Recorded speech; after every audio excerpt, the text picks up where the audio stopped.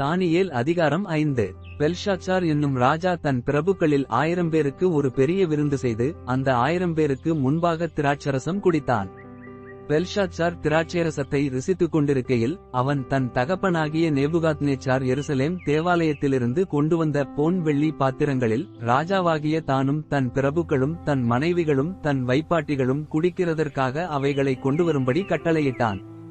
அப்பொழுது எருசலேமிலுள்ள தேவனுடைய வீடாகிய ஆலயத்திலிருந்து எடுக்கப்பட்ட பொற்பாத்திரங்களை கொண்டு வந்தார்கள். அவைகளில் ராஜாவும் அவனுடைய பிரபுக்களும் அவனுடைய மனைவிகளும் அவனுடைய வைப்பாட்டிகளும் குடித்தார்கள். அவர்கள் திராட்சரசம் குடித்து பொன்னும் வெள்ளியும் வெண்கலமும் இரும்பும் மரமும் கல்லுமாகிய தேவர்களை புகழ்ந்தார்கள். அந்நேரத்திலே மனுஷ கைவிரல்கள் தோன்றி விளக்குக்கு எதிராக ராஜரமனையின் சாந்து பூசப்பட்ட சுவரிலே எழுதிற்று. எழுதின அந்த கையுறுப்பை ராஜா கண்டான். அப்பொழுது ராஜாவின் முகம் வேறுபட்டது. அவனுடைய நினைவுகள் அவனை கலங்க பண்ணினது. அவனுடைய இடுப்பின் கட்டுகள் தளர்ந்தது. அவனுடைய முழங்கால்கள் ஒன்றோடொன்று மோதிக்கொண்டது. ராஜா உரத்த சத்தமிட்டு ஜோசியரையும் கல்தேயரையும் குறிச்சொல்லுகிறவர்களையும் உள்ளே அழைத்து வரும்படி சொன்னான். ராஜா பாபிலோன் ஞானிகளை நோக்கி, இந்த எழுத்தை வாசித்து இதன் அர்த்தத்தை எனக்கு வெளிப்படுத்துகிறவன் எவனோ அவன் இரத்தாம்பரமும் கழுத்திலே பொற்சரப்பணியும் தரிக்கப்பட்டு ராஜ்யத்திலே 3ஆம் அதிபதியாய் இருப்பான் என்று சொன்னான். அப்பொழுது ராஜாவின் ஞானிகளெல்லாரும் வந்து சேர்ந்தார்கள். ஆனாலும் அவர்கள் அந்த எழுத்தை வாசிக்கவும் அதன் அர்த்தத்தை ராஜாவுக்கு தெரிவிக்கவும் கூடாதிருந்தது. அப்பொழுது ராஜாவாகிய பெல்ஷாத்சார் மிகவும் கலங்கினான். அவனுடைய முகம் வேறுபட்டது.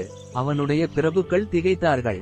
ராஜாவும் அவனுடைய பிரபுக்களும் சொன்னவைகளை ராஜாத்தி கேள்விப்பட்டு விருந்துசாலைக்குள் பிரவேசித்தாள். அப்பொழுது ராஜாத்தி, ராஜாவே, நீர் என்றும் வாழ்க. உமது நினைவுகள் உம்மை கலங்க பண்ணவும் உமது முகம் வேறுபடவும் வேண்டியதில்லை. உம்முடைய ராஜ்யத்திலே ஒரு புருஷன் இருக்கிறான். அவனுக்குள் பரிசுத்த தேவர்களுடைய ஆவி இருக்கிறது. உம்முடைய பிதாவின் நாட்களில் வெளிச்சமும் விவேகமும் தேவர்களின் ஞானத்துக்கு ஒத்த ஞானமும் அவனிடத்தில் காணப்பட்டது. ஆகையால் உம்முடைய பிதாவாகிய நேபுகாத்நேச்சாரென்னும் ராஜாவானவர் அவனை சாஸ்திரிகளுக்கும் ஜோசியருக்கும் கல்தேயருக்கும் குறி சொல்லுகிறவர்களுக்கும் அதிபதியாக வைத்தார்.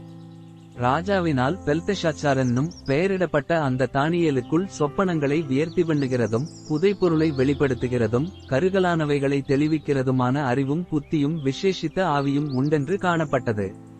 இப்போதும் தானியேல் அழைக்கப்படட்டும், அவன் அர்த்தத்தை வெளிப்படுத்துவான் என்றாள். அப்பொழுது தானியேல் ராஜாவின் முன் உள்ளே அழைத்து வந்து விடப்பட்டான். ராஜா தானியேலை பார்த்து, நீ என் பிதாவாகிய ராஜா யூதாவிலிருந்து சிறைபிடித்து வந்த யூதரில் ஒருவனாகிய தானியேல் அல்லவா? உனக்குள்ளே தேவர்களின் ஆவி உண்டென்றும் வெளிச்சமும் புத்தியும் விசேஷித்த ஞானமும் உன்னிடத்தில் காணப்பட்டதென்றும் உன்னை குறித்து கேள்விப்பட்டேன். இப்போதும் இந்த எழுத்தை வாசிக்கிறதற்கும் இதன் அர்த்தத்தை எனக்கு தெரிவிக்கிறதற்கும் சாஸ்திரிகளும் ஜோசியரும் எனக்கு முன்பாக அழைத்துக் கொண்டு வரப்பட்டார்கள். ஆனாலும் இந்த வசனத்தின் அர்த்தத்தை வெளிப்படுத்த அவர்களால் கூடாமற் போயிற்று. பொருளை வெளிப்படுத்தவும் கருகலானவைகளை தெளிவிக்கவும் உன்னாலே கூடுமென்று உன்னை குறித்து கேள்விப்பட்டேன். இப்போதும் நீ இந்த எழுத்தை வாசிக்கவும் இதன் அர்த்தத்தை எனக்கு தெரிவிக்கவும் உன்னாலே கூடுமானால் நீ இரத்தாம்பரமும் கழுத்திலே பொற்சரப்பணியும் தரிக்கப்பட்டு ராஜ்யத்திலே 3ஆம் அதிபதியாயிருப்பாய் என்றான்.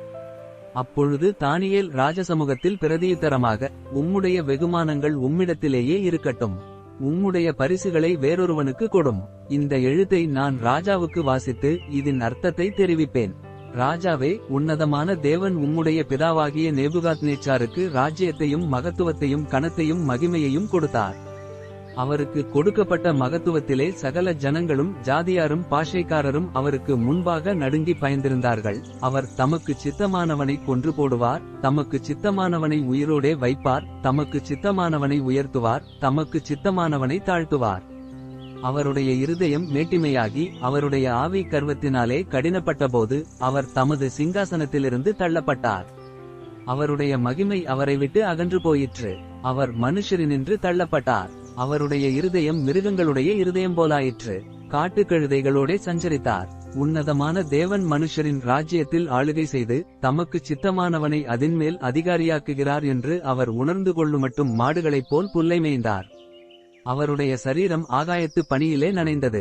அவருடைய குமாரனாகிய பெல்ஷாத்சார் என்னும் நீரோவென்றால் இதையெல்லாம் அறிந்திருந்தும் உமது இருதயத்தை தாழ்த்தாமல் பரலோகத்தின் ஆண்டவருக்கு விரோதமாக உம்மை உயர்த்தினீர். அவருடைய ஆலயத்தின் பாத்திரங்களை உமக்கு முன்பாக கொண்டு வந்தார்கள். நீரும் உம்முடைய பிரபுக்களும் உம்முடைய மனைவிகளும் உம்முடைய வைப்பாட்டிகளும் அவைகளில் திராட்சரசம் குடித்தீர்கள். இதுவுமன்றி தம்முடைய கையில் உமது சுவாசத்தை வைத்திருக்கிறவரும் உமது வழிகளுக்கு எல்லாம் அதிகாரியுமாகிய தேவனை நீர் மகிமைப்படுத்தாமல் காணாமலும் கேளாமலும் உணராமலும் இருக்கிற வெள்ளியும் பொன்னும் வெண்கலமும் இரும்பும் மரமும் கல்லுமாகிய தேவர்களை புகழ்ந்தீர். அப்பொழுது அந்த கையுறுப்பு அவரால் அனுப்பப்பட்டு இந்த எழுத்து எழுதப்பட்டது. எழுதப்பட்ட எழுத்து என்னவென்றால், மெனே மெனே தெக்கேல் உப்பார்சின் என்பதே. இந்த வசனத்தின் அர்த்தமாவது, மெனே என்பதற்கு தேவன் உன் ராஜ்யத்தை மட்டிட்டு அதற்கு முடிவுண்டாக்கினார் என்றும், தெக்கேல் என்பதற்கு நீ தராசிலே நிறுக்கப்பட்டு குறைய காணப்பட்டாய் என்றும், பெரேஸ் என்பதற்கு உன் ராஜ்யம் பிரிக்கப்பட்டு மேதியருக்கும் பெர்சியருக்கும் கொடுக்கப்பட்டது என்றும் அர்த்தமாம் என்றான். அப்பொழுது பெல்ஷாத்சார் தானியேலுக்கு இரத்தாம்பரத்தையும் அவனுடைய கழுத்தில் பொற்சரப்பணியையும் தரிப்பிக்கவும் ராஜ்யத்திலே அவன் 3ஆம் அதிகாரியாயிருப்பவன் என்று அவனை குறித்து பறைமுறையிடவும் கட்டளையிட்டான். அன்று இராத்திரியிலே கல்தேயரின் ராஜாவாகிய பெல்ஷாத்சார் கொலை செய்யப்பட்டான். மேதியனாகிய தரியு தன் 62ஆம் வயதில் ராஜ்யத்தை கட்டிக்கொண்டான்.